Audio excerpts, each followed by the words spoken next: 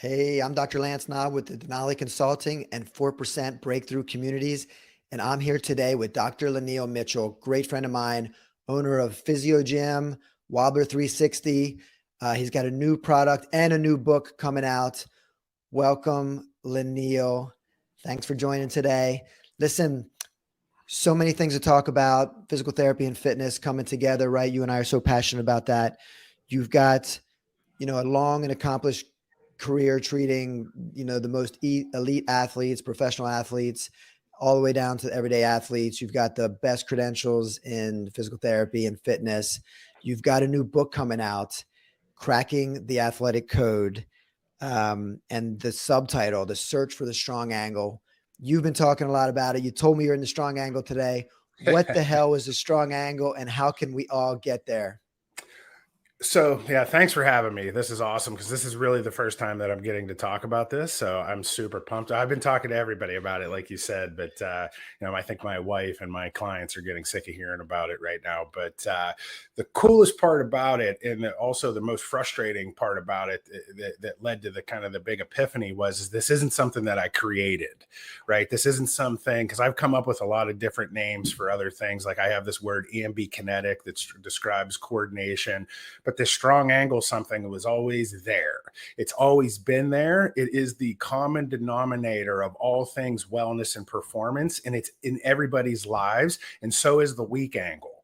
And the problem is, if you don't understand what the strong angle is, you're going to end up being in the weak angle, and you're not even going to understand where you're at and why you're having the problems that you're having, right? And that was why it was so profound to me, because I'm sitting there as this guy that has worked with all these high-level athletes, and thinking that I understand everything in detail to the best of the best. I mean, not to get super into my pedigree, but I've done everything that there is to do outside of understanding this strong angle thing to really do the best that I can for anyone in wellness and performance, and also being able to train other trainers and PT and PT, physical therapists, rehab professionals in the stuff that I do. And this thing was sitting right in front of my face the whole time, and I was missing it.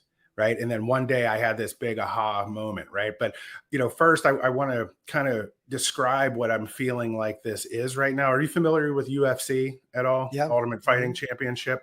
So everybody thought they understood what fighting was. And then Hoist Gracie comes in 1993 and shows everybody what jujitsu is. And boom, everything has to change. The Fosbury flop was the same way. Right.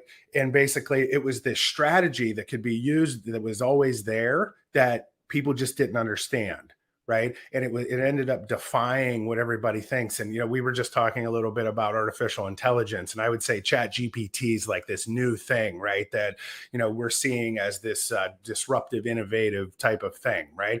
But again, I come back to this thing. It's not something that I created. It's something that I ended up becoming aware of, and then I found out how universally that it applied, right?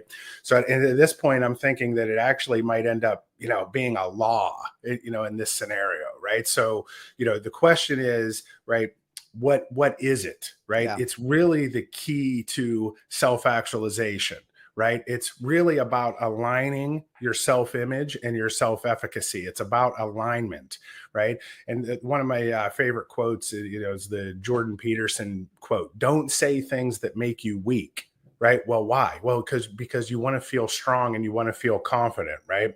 So coming back to my experience with working with high level athletes, right? I basically, worked with some of the best athletes in the world. And I think more than anything, it was my pursuit and search for these answers that we didn't have answers to. And I couldn't stand not having the 100% confidence. I couldn't stand not having a guarantee that I was going to understand what it actually took to get these results. And you see these people getting the results, right? And you're looking at it and you're going, well, what are they doing?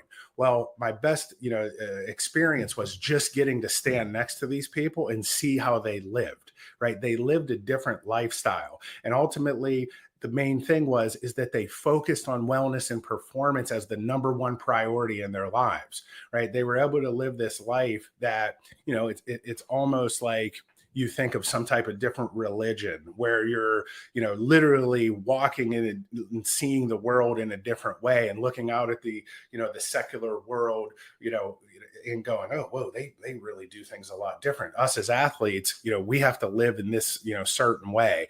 And when I saw that, I realized that there were common denominators.